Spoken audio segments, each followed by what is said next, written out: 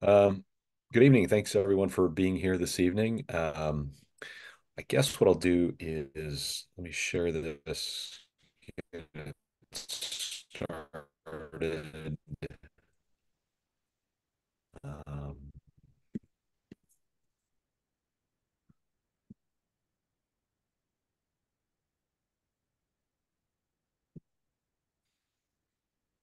there you go. Okay, so my name is Steve Dittmore. I am currently working as a dean at Baldwin Wallace University. We'll be transitioning to the University of North Florida here in the next month, where I will serve as dean of the College of Education and Human Services. Before that, I worked in sports for about 10 years. Went to school really to become a long form journalist and just never chose that path, got into academia after working professionally for 10 years and received a PhD from the University of Louisville in 2007 and began teaching in sport management programs, spent 14 years at the University of Arkansas. And that's where I was when the pandemic hit in 2020. And I'd begun working on this in late 2019, but really got into this passion project in 2020. And I noticed Adam Darwowski is on here, and Adam was kind enough to share with me some information and have a conversation with me during the pandemic. And so this is kind of the fruits of that kind of coming to fruition here. So the book, and you can see the cover there. Jim Gilliam, The Forgotten Dodger, is scheduled to be published by August Publishing sometime late this fall and or early in the spring.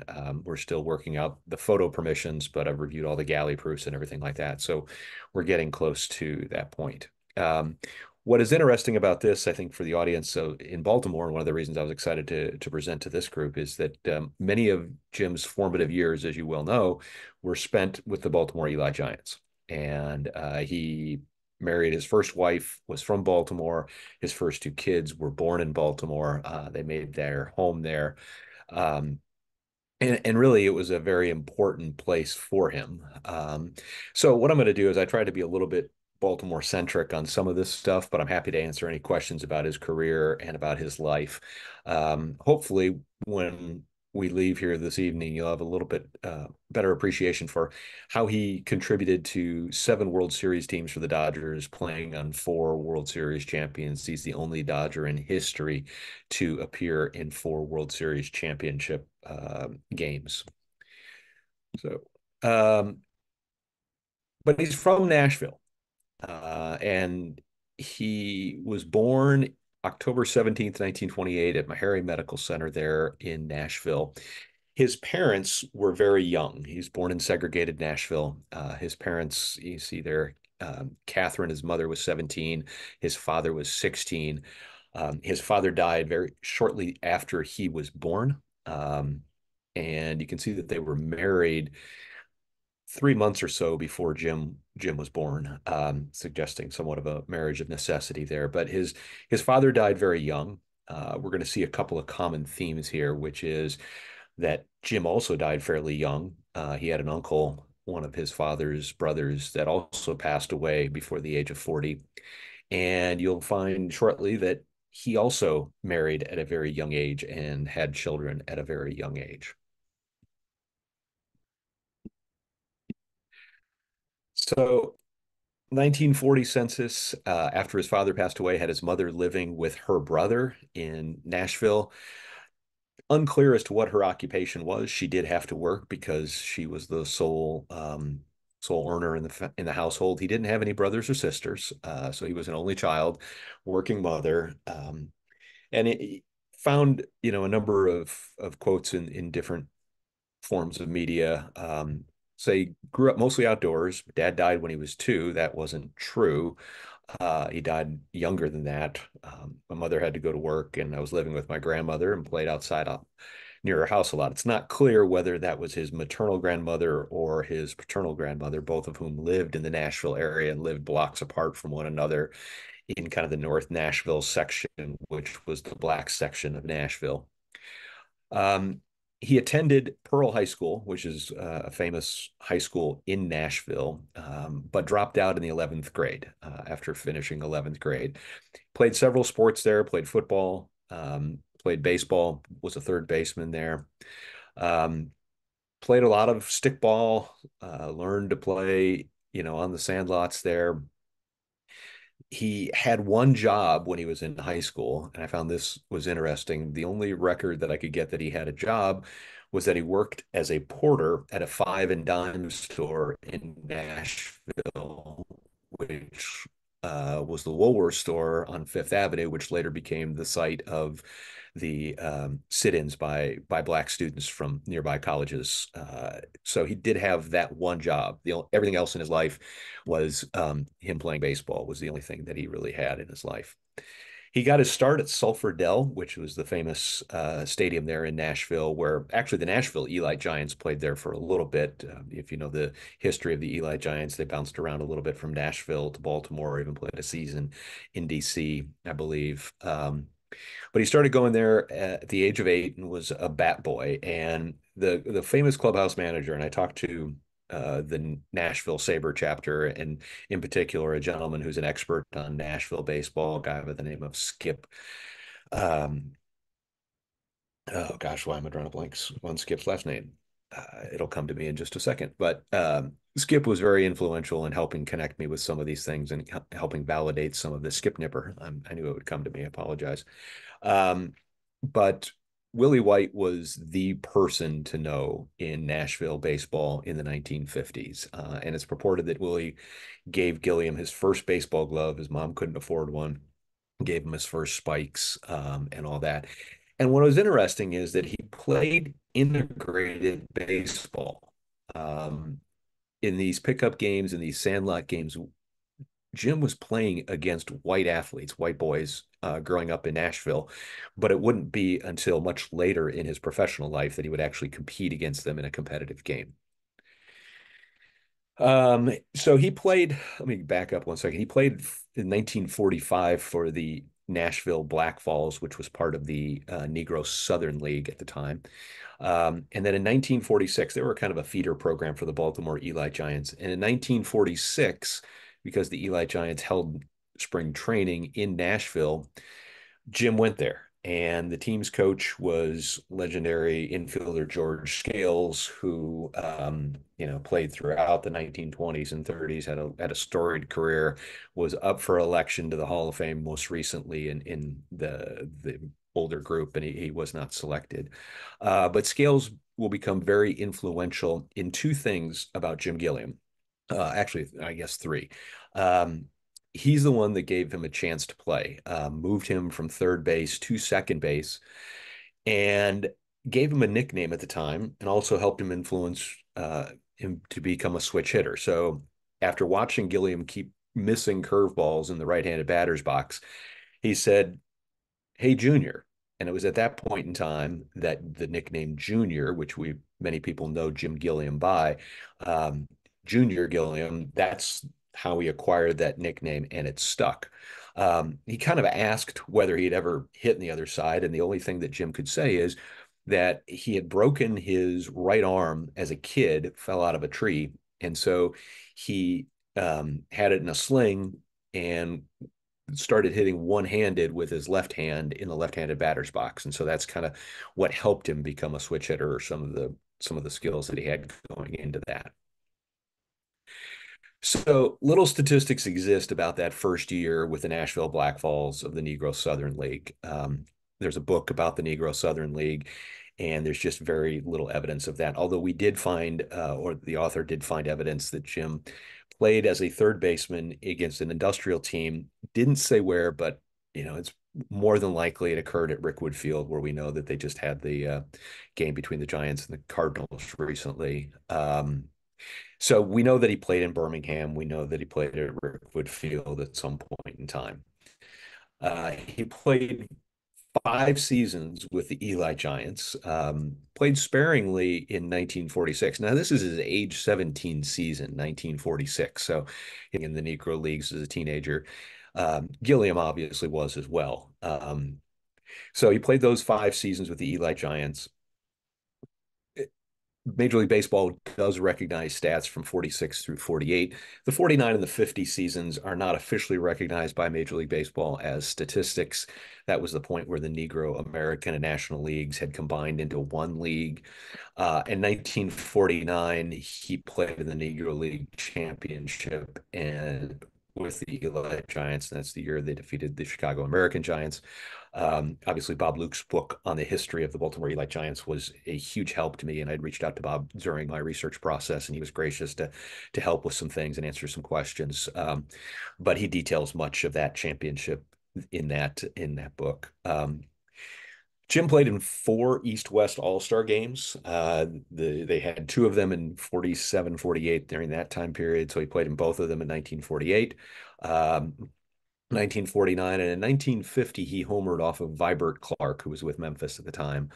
And, in talking to some, it's obviously that his teammates were all passed, but I was able to talk to Henry Kimbrough's daughter, who still lives in Nashville, Harriet Kimbrough Hamilton, and she was telling me a lot about the relationship that Henry, who was a Nashville native, as was Butch McCord, who gave this quote to Nick Diuenti about the teams that he played for. I mean, that was a pretty good team. Joe Black, Leon Day, Pee Wee Butts, Kimbrough, Junior Gilliam, etc. So those last two seasons, because we don't have a whole lot of reliable results, what we do know from the Baltimore Afro-American is that in 1949, Gilliam hit 301, 85 runs scored, 12 triples. Very little reliable stats for the 1950 season. We do know that he played against the Philadelphia Stars featuring Satchel Paige, who had already won the World Series with the Indians at that point in time.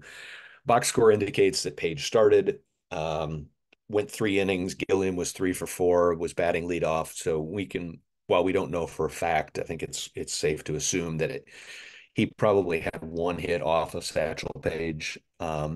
It's also the only time that I could find that Gilliam played against Paige in a game, or would have batted against Satchel Paige in any game. He played against Buck Leonard and others during regular Negro League games, but that was the only time that I could find evidence that he would have batted against Satchel Paige. There you see him in this 1949 Eli Giants photo. This is from the Maryland Historical Society. Paul Henderson's great photography that he has made available on their website. So there is Jim circled there. Two of his other big influences that helped him, in addition to George Scales during this time on the Eli Giants, was Pee Wee Butts. So Pee Wee Butts was the shortstop that was paired with Gilliam. And neither of them were very big in stature, as their nicknames would suggest, Pee Wee and Junior. They were both about 5'7", 5'8". I think Gilliam officially was listed at 5'9" later in the Dodgers media guides, but he wasn't much bigger than that. And the two of them just became big friends. Butts was about 10 years the elder to Gilliam. So he was not going to get that chance to go into the majors. But when he did finally get a chance to sign with the Dodgers, Butts was very encouraging of it. Gilliam, because of his lack of education, was a little hesitant to want to do this. He hadn't really played integrated ball to that point in time, and so he was somewhat hesitant to want to go, even after the 1950 season, and even after you see what kind of point in time, the financial difficulties that had beset them. Henry Kimbrough, and again, here's the reference to Harriet Kimbrough Hamilton. Some of the things about this, Gilliam was very very complimentary toward Henry in terms of his batting eye. As Gilliam would go through the Dodgers organization, he became very well known for not striking out. He had a really good eye at the plate. Several seasons had 90 plus walks, on base percentages in the high 300s, 380s, 390s, that type of area. And he was good contact hitter, didn't strike out a whole lot, didn't hit for a whole lot of power. But a lot of that influence came from Kimbrough. He developed his batting eye watching Kimbrough and talking to Kimbrough while he was with the Eli Giants. So his family, I mentioned that he was married in Baltimore. So we know Bugle Field was located kind of at that intersection of Federal Street and Edison Highway, 2 miles west of there at 819 Eden Street.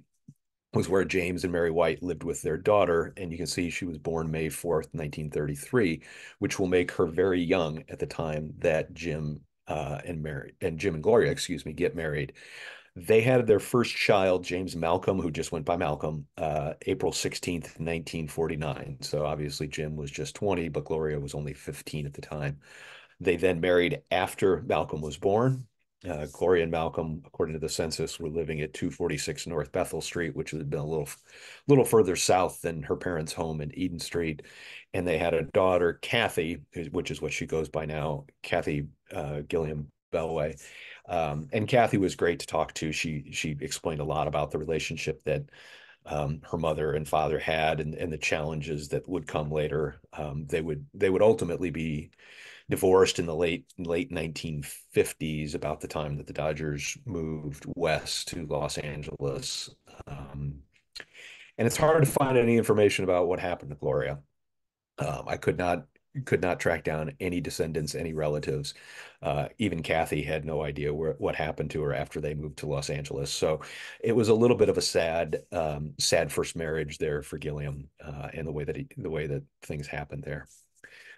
Um, in March 1950, he had a tryout with the Chicago Cubs. There were about six players that went to Haines City, Florida, and had a tryout in Haines City, Florida with the Cubs.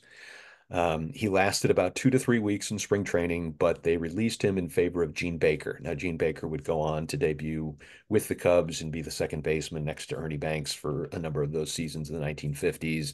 Wound up going to the Pirates, but he was never the type of player that Gilliam was. He was older than Gilliam at the time. They played the entire 1950 season with the Negro Leagues with Baltimore. And then in October 1950, he was purchased along with Joe Black by the Dodgers. He would spend, much like Jackie Robinson did, his first year, but he also spent his second year with the Montreal Royals, won the 1952 International League MVP. You see that there. I'm going to come back to that in just a moment.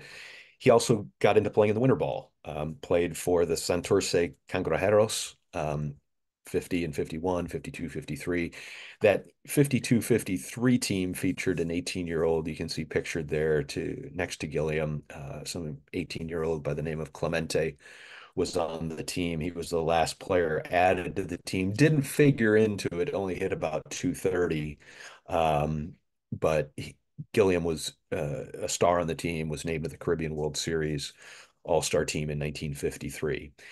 Going back to the Royals, one of the things that I have as a bit of a narrative in the book is that there are different gates that black players faced in the major leagues. So Jackie Robinson was that first gate, which was integration. We've got to have There has to be an opportunity for black players to play alongside with whites in integrated ball. The second one is a quota system that was nobody ever said so, but it was talked about in the media a lot. And you can make a very strong case that Jim Gilliam was ready for the majors in 1951 or 1952. But the Dodgers already had Roy Campanella, Jackie Robinson, Joe Black, Don Newcombe when he came back from military service. And having five blacks on the roster, no team had done that at any point in time. And so the Dodgers weren't ready to do that. And there's some interesting literature I found in the idea that major league teams were only going to add blacks to their roster if they were superstars. They were not interested in adding a bench player. And so you have some kind of middle infielders. I talked to Bobby Morgan before he passed away, who was a Dodger during that period of time. He also spent some time with the Phillies in the late 1950s talking about that. But I mean, there's no objective argument would say that Bobby Morgan was a better player than Jim Gilliam. However, Bobby Morgan was white, and so he was on the Dodgers roster while Gilliam was in the minors. And because of the reserve clause at the time, there was no chance that another team could poach Gilliam away from the Dodgers without the Dodgers trading him. So the Dodgers would actually become the first team in 1954 to start five black players in a starting lineup. Sandy Amorose, Jim Gilliam, Jackie Robinson, Roy Campanella, and Don Newcombe. So they became that first team to do that. You see the nickname or the quote there, Black Sea. That was another nickname that Gilliam was given in Puerto Rico during this period of time. He played alongside a white shortstop who was called White Sea, and Gilliam was called Black Sea because they covered so much ground on the baseball diamond, and that was the way the Puerto Rican fans referred to him. So in 1953, the preseason, they go to Vero Beach, and actually in February of 1953, before even spring training begins, Jackie and Rachel Robinson go on a vacation, quote unquote, to Puerto Rico, depending on whose interpretation of this you want to look at. But they did watch Gilliam play, and so Jackie was asked a lot at spring training about, is he ready to take your spot? Because again, we weren't going to have multiple blacks.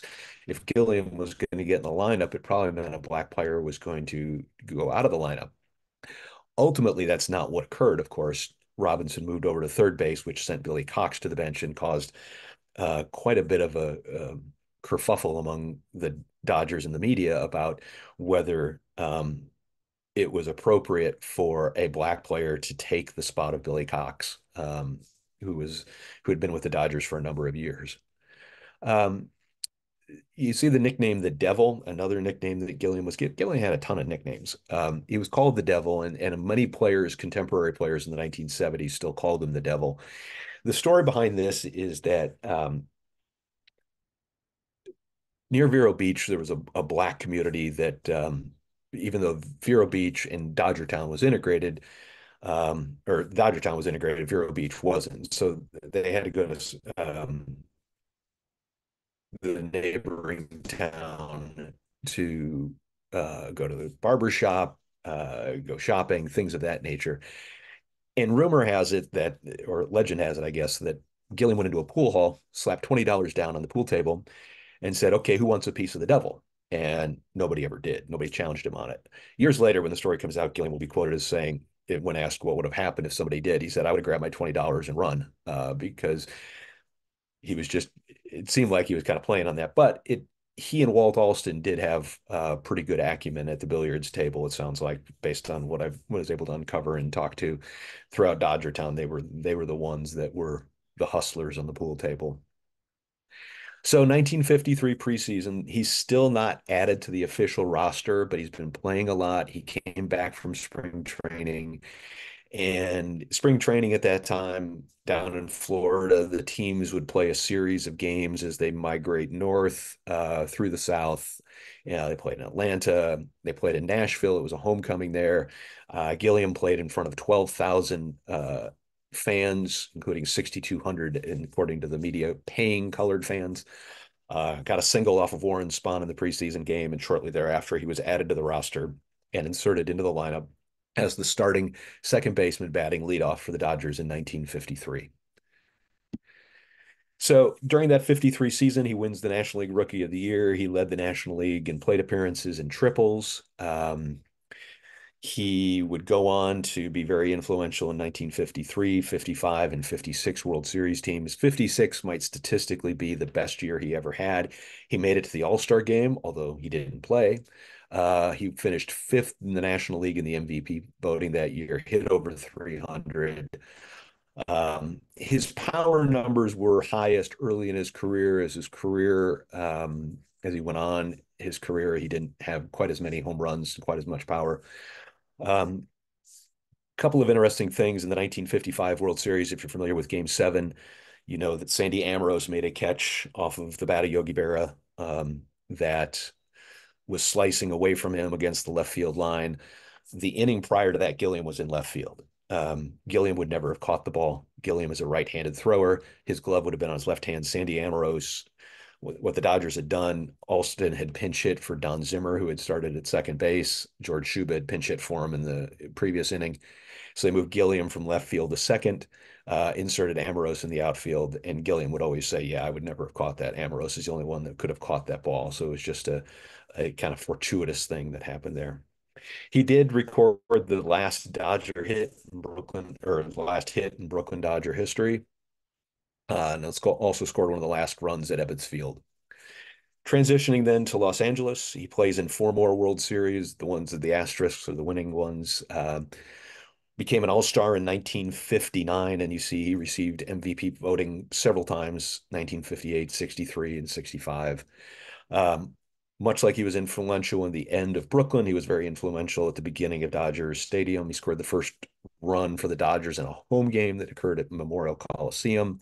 He hit the first Dodger home run at Dodger Stadium. Dodgers actually lost the opening game at Dodger Stadium to the Cincinnati Reds, but they came back the next day and won. Scored the winning run of the 1963 series, which was against the Yankees, in which the Dodgers swept the Yankees 4 games to none. And then after the 64 season, after his skills had kind of dissipated, he had career lows in at bats, plate appearances, games played. He, I don't know that he necessarily had the idea to retire, but the Dodgers announced that they were going to remove Leo DeRocher from one of his coaching positions and replace him with Jim Gilliam. And so Gilliam became retired for the 1965 season. That lasted for all of 2 months when Tommy Davis broke his ankle sliding into second base in late May, and the Dodgers activated Gilliam, and he became very influential. I'll show you a play that he made in the 1965 World Series, as long as YouTube cooperates here in just a second.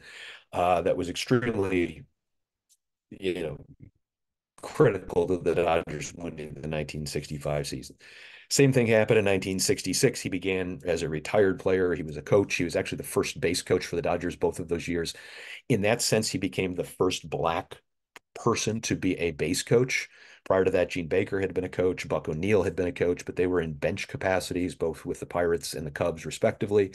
But Gilliam was the first one to be on the field adjacent to the lines as a coach. And that's kind of the third gate, I guess you would say, for Black players. The fourth one would then be who would become the first Black manager. And we'll talk more about that in just a moment here. All right, Game 7, 1965 World Series. Come on, YouTube. Hopefully this pops up because if we get a chance, you always want to listen to Vin Scully if you get that chance.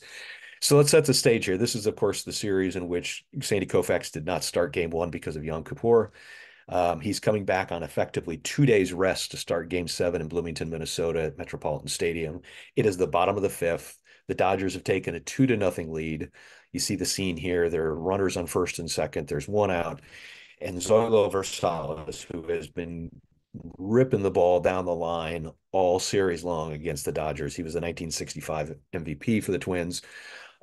He's at bat, and hopefully this works, and we'll see what happens.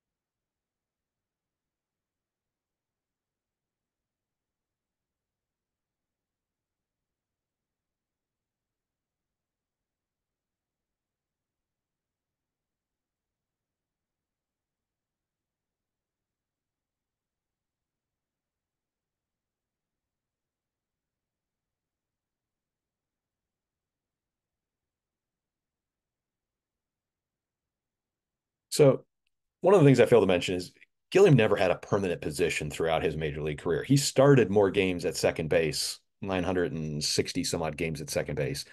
He also played a lot at third base. He played in left field. He played in right field. He played center field. He even played a few innings at first base. The only positions he never played were shortstop, pitcher, and catcher in the Dodgers organization. He spot in the lineup. He started more Los Angeles Dodger opening days on the bench than he did in the starting lineup. But he would always wind up with 150 games played, 600 plus plate appearances every year. He would basically go and play wherever Walt Olson wanted him to do. He was a company man. And so that's why he was at third base during this time. 1965 was the rookie year of Jim Lefevre. Jim Lefevre was playing at second base. You had Maury Wills at shortstop. And so Gilliam was playing at third. Whoops. Didn't really mean for that. Okay, that's what I wanted to do. So here were some images that I found on the Star Tribune had. You can see how close Gilliam was to actually being in foul ground when he makes this. Um, I was able to talk with Wes Parker, who was across the diamond at first base, and he still marvels at this play. I talked to Daryl Thomas, who played with the Dodgers in the late 1970s, early 1980s. He was a kid growing up in Los Angeles watching this at the time. And one of the things that he said to me was that he's seen this play dozens of times. And he said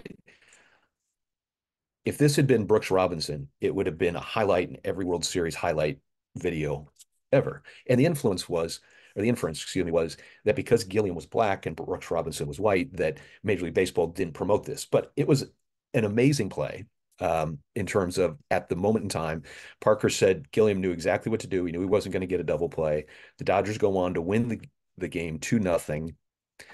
And Gilliam gets replaced in the bottom of the ninth for defensive purposes. This is the time when the Twins announcer Ray Scott and Vin Scully alternated the broadcast. So Scully broadcast the top of the ninth. He told the television audience as Gilliam batted. You can see it there. And the coach who was the player is a big man today. One of the reasons why the Dodgers are here at all. Alston followed the pattern he had been using all season, replacing him in the bottom of the ninth. That's great, Steve. Bottom of the ninth for defensive purposes. Um, and Twins announcer Ray Scott says that John Kennedy, there, Gilliam came up with what might have been the play of the game for the Dodgers. Some career facts about Jim Gilliam. He was the only player in baseball history to hit a home run in both the Negro League All-Star game and the Major League All-Star game. He homered in that 1959 All-Star game that he played. That was actually in Los Angeles Memorial Coliseum. And then he hit that one off of Vibert Clark in the 1950 Negro League East-West All-Star game. He is one of only 4 players to win both a Negro League championship and a World Series. Willie Mays never won a Negro League championship. He did play in the Negro Leagues World Series in 1948, but they lost that one to the Homestead Grays, the Birmingham Black Barons did. Gilliam and Monty Irvin are the only players to win a National League, or excuse me, a Negro League championship, a World Series, and a Caribbean World Championship. He played in 7 no-hitters, started all 4 of Koufax's no-hitters, plus he played in 2 of Carl Erskine's 2 no-hitters. He played in, obviously, Don Larson's perfect game. He played in a no-hitter that Sal Magley threw for the Dodgers in 1956. He coached during 2 other ones as a member of the Dodgers, and he managed a perfect game the only year that he managed in Puerto Rican winter ball. Some additional facts here. He was the only Dodger to play on 4 World Series championship teams. I mentioned that. There's a slight asterisk to this, which is that Sandy Koufax was on the roster in 1955, but did not play. Johnny Padres was on the roster in 1965, but also did not play. So Gilliam's the only one to play in those. Those gentlemen also were on 4 World Series winning teams. Reese Hodges Ferrello also played in 7 World Series. That's the most in series history with 23 bases on balls drawn in World Series, 11th for games played and plate appearances. And you can see the offensive categories in Dodgers history that he ranks with their 5th in games played and so forth. 1,000 bases on balls in 1,900 games. So he was averaging, better than 1.5 games per walk there. His post-playing career, I mentioned that he was the first base coach. He did it from 1965 to 1978. He worked with the infielders a lot during that period of time. I talked with Ron Cey, Billy Grabarkowitz, Bobby Valentine, and others that were with the Dodgers during that 1970 period and got a lot of tutelage from Gilliam working the middle infield and third base. The only time he had a chance to manage, he managed the San Juan Senadores 73 to 74. That was, I mentioned, Baylor Moore had a perfect game. Team went 36 and 34, so it just finished just above 500. Didn't have a whole lot of talent on the roster. There were some major league players, but they were playing against a team that Mike Schmidt was on right before he became a rookie with the Phillies, and that team kind of dominated the Puerto Rican League. His name was often mentioned as a possible managerial candidate. And during this period of time, you had a lot of conversation about Frank Robinson, about Hank Aaron, about Ernie Banks, Bill White, who was with the Cardinals and then later the Phillies. Um, who would become the first black manager? There's a lot of conversation even around Maury Wills. Now, Maury generated much of that conversation himself, really advocating to be asked to be a manager. And the Dodgers did send him to the Mexican League, and he did manage quite well down in the Mexican League. But the Dodgers never really sent Gilliam anywhere to try and get managerial experience. He always said he wanted to, but he was a very quiet person. You see this headline here from an article that ran in the 1971 Black Sports magazine by Brad Pye Jr., who was a writer with the Los Angeles Sentinel, a black newspaper. And it was a big proponent of Gilliam's, basically just saying he's kind of forgotten. He was a quiet company man, didn't speak up, didn't like the attention. He was very different than Jackie Robinson. He was very different than Maury Wills. And so for those reasons, it's possible he got overlooked in that. He died on September 15th, or excuse me, he died on October 8th. On September 15th, 1978, he was at home. Not really sure, no one's really sure why he went home. He had gone to the ballpark. The Dodgers had a game that day. He'd gone back home.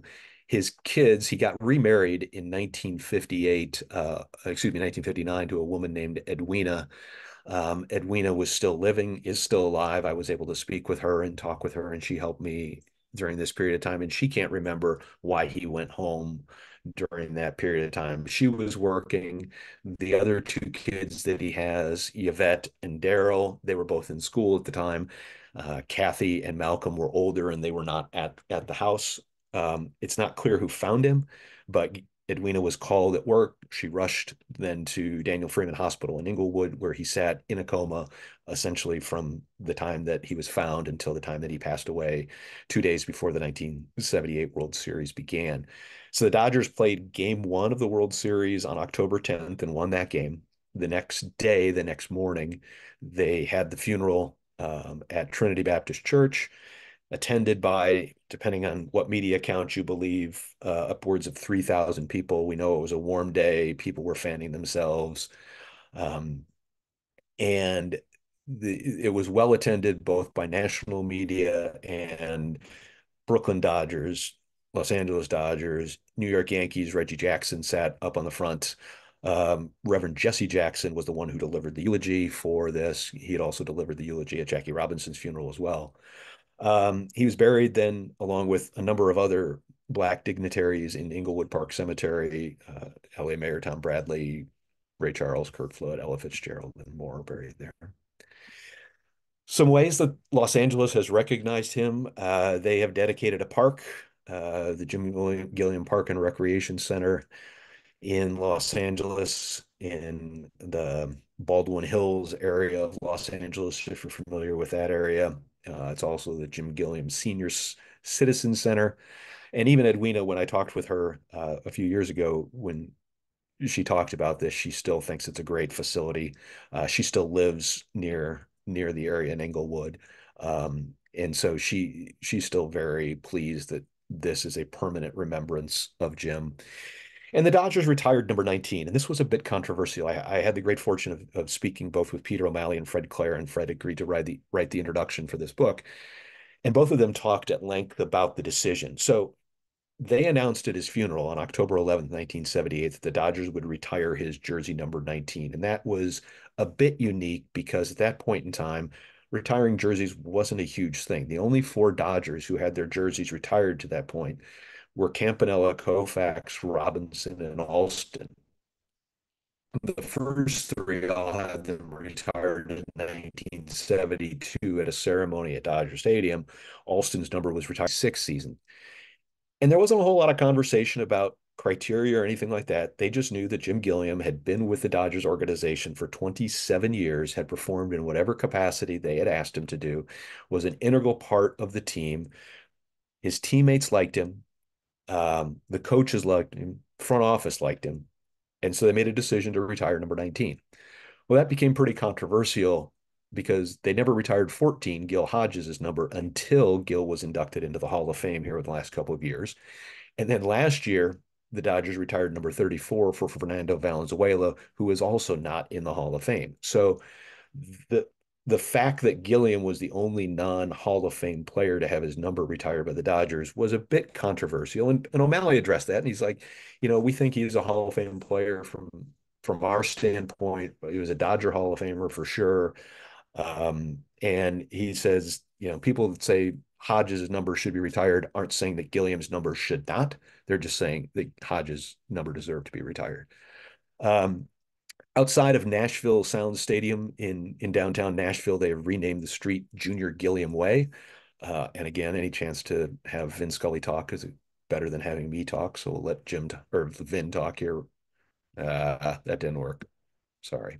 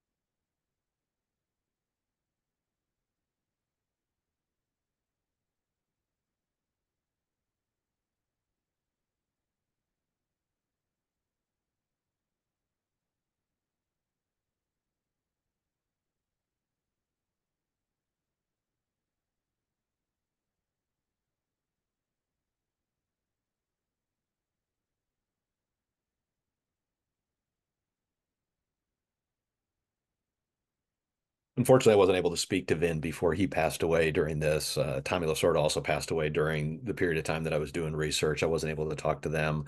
I did speak with Carl Erskine on two occasions before he passed away and was grateful for that opportunity to do that. Talked to a number of players from the 1970s, Dusty Baker, Ron Say, members of that 1970 Doug Rao, some other members of the 1970s team. But anyway, I'm happy to entertain any questions that you might have or anything that you want to know about this. I guess the one thing that I would say on this and maybe pivot back to Adam's help earlier on this was that at no point in time did Jim Gilliam ever receive a single vote for the Major League Baseball Hall of Fame. I can't even find evidence that he was ever on the ballot for the Major League Baseball Hall of Fame or for the Baseball Hall of Fame, not the Major League, but for the Baseball Hall of Fame.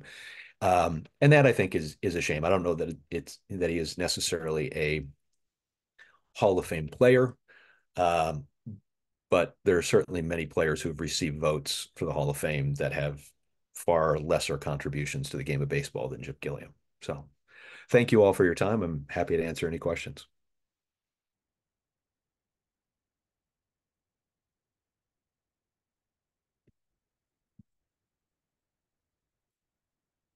Just like teaching a class, nobody speaks up. I'm going to have to run, but I want to say it was a fascinating, thorough discussion. I certainly appreciate it. Thank you so much. I appreciate that. Yeah. Appreciate you Okay. joining. Yes. Thanks.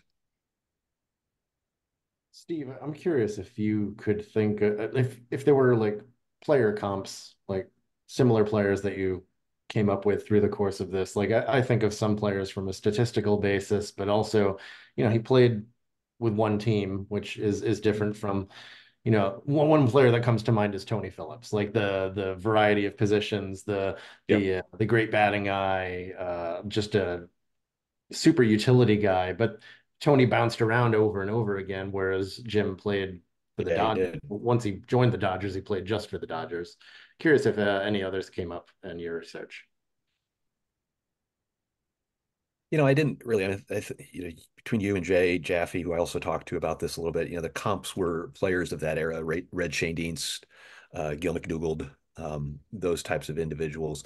You know, another player that was kind of a comp during that era was Roy McMillan, shortstop for the Cincinnati Reds, who had a great fielding acumen, had won all sorts of fielding awards.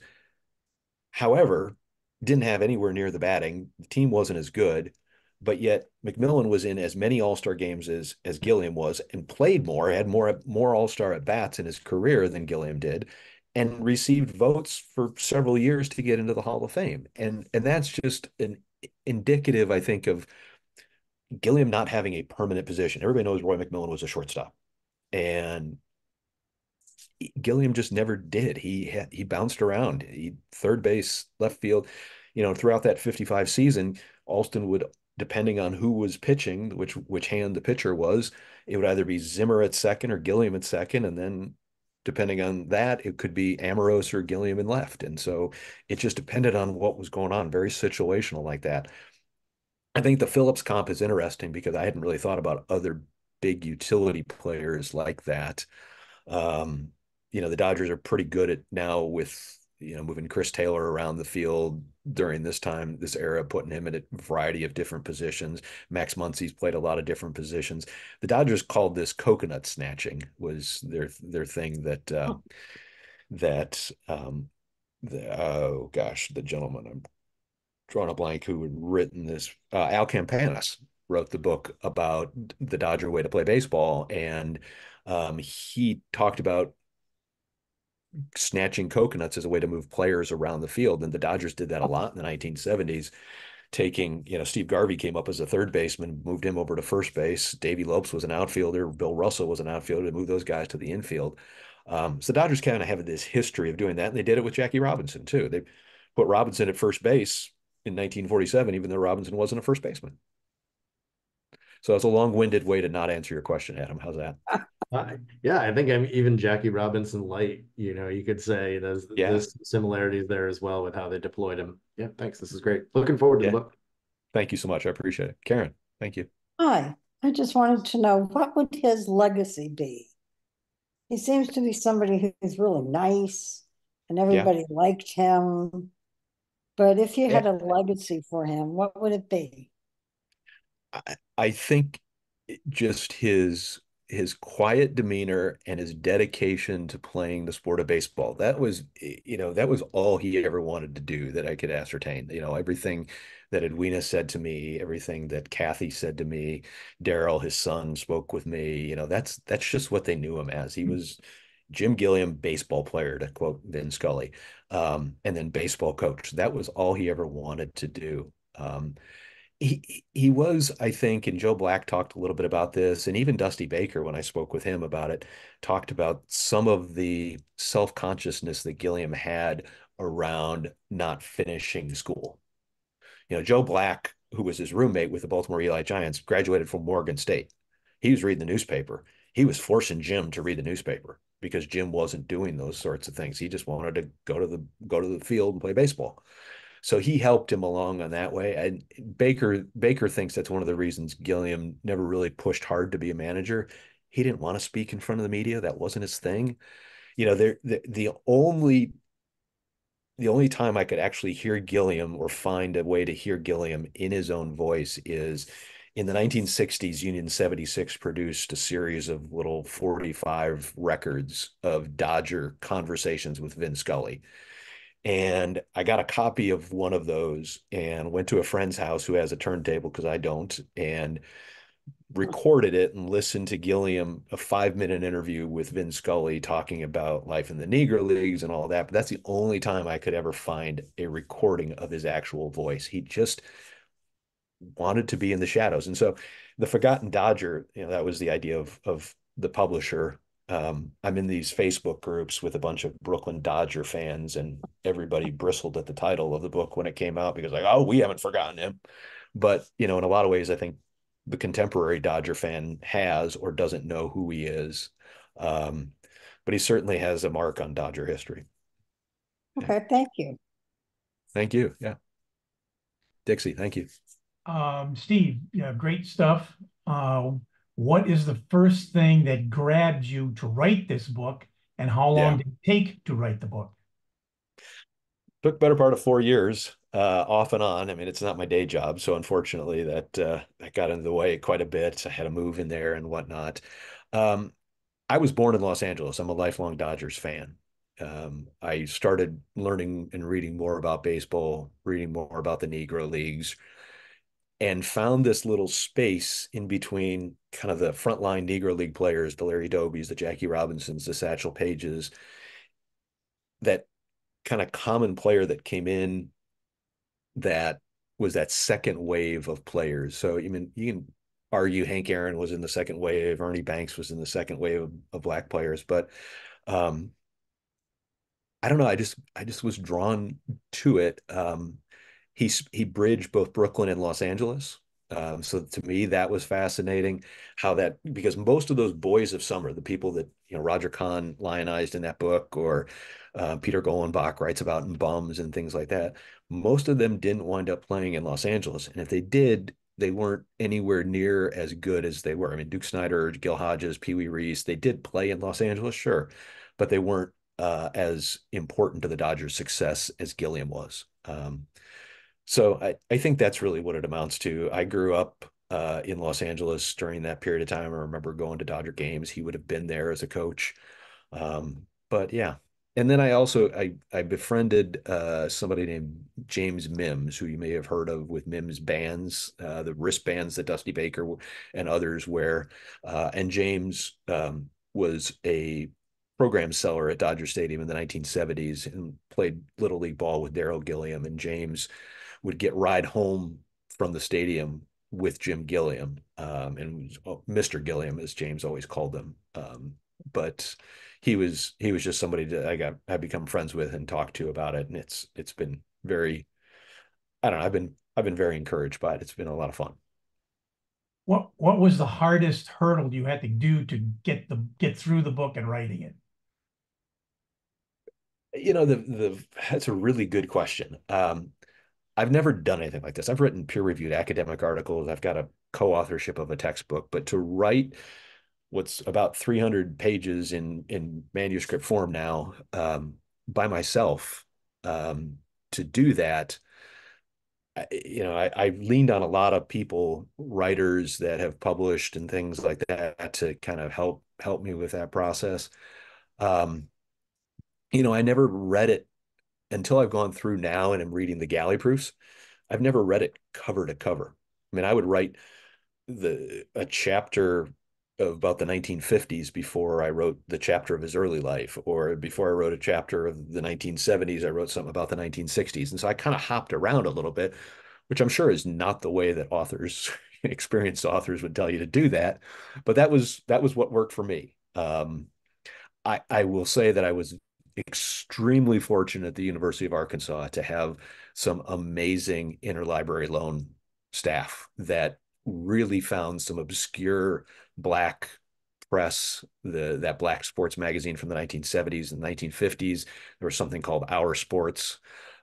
They were great at finding these obscure things, got special access to the Los Angeles Sentinel database for me, Baltimore Afro-American, Chicago Defender, all the black newspapers. So I was I was really fortunate, had some privileges that others that weren't working on a major college campus might not have had. But yeah, the hardest part was just, kind of sticking with it.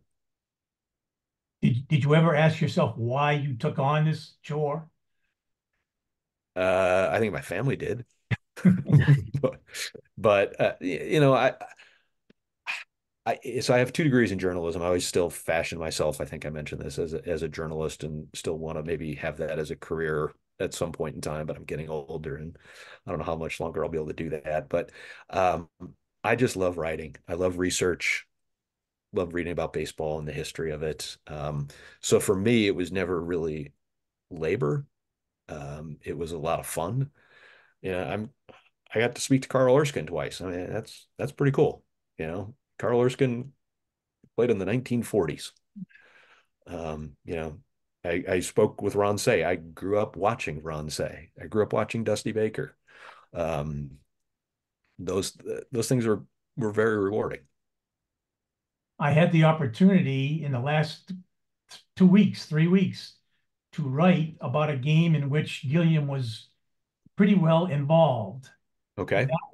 that was Elroy Face's loss in his 18-1 season, Okay. because it was Junior Gilliam who beat him, really. Because the Dodgers were losing the game. Wills singled, Gilliam tripled him in to tie the score.